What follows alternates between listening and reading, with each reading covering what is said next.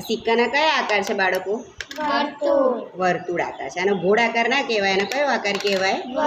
વર્તુળ આકાર કહેવાય. હવે આ જે વર્તુળ આકાર છે એને આપણે આમ પેપર પર મૂકીએ.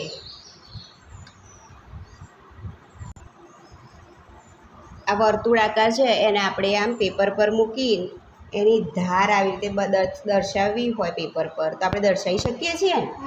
એટલે આ વર્તુળ એ કયો આકાર થયો? ટુડી આકાર. કયો આકાર થયો? દ્વિપરિમાણીય ટુડી આકાર. હવે આપણે શું કરીએ?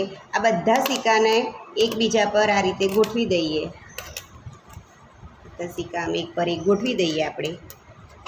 તો જુઓ કયો આકાર બને છે.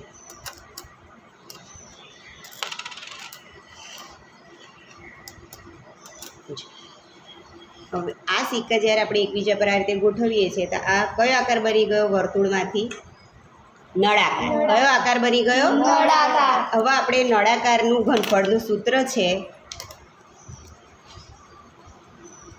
નળાકારનું ઘનફળ બરાબર પાઈ આરનો વર્ગ એચ. તો અહીંયા જુઓ આપણે શું કરીશું? સૌથી ઉપરનું જે આકાર છે વર્તુળ આકાર છે.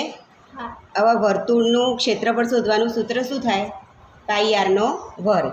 એટલે આપણે જ્યારે પણ આ નળાકારનું ઘનફળ શોધવું હોય તો ઉપર જે વર્તુળ દેખાય છે એને પાઈ આરનો વર્ગ અને આપણે નીચેથી ઉપર સુધીની ઊંચાઈ લઈશું. બરાબર? નીચેથી ઉપર સુધીની ઊંચાઈ એચ. તો આ રીતે નળાકારનું ઘનફળનું સૂત્ર કયું તૈયાર થયું? પાઈ આરનો વર્ગ એચ. ખ્યાલ આવ્યો?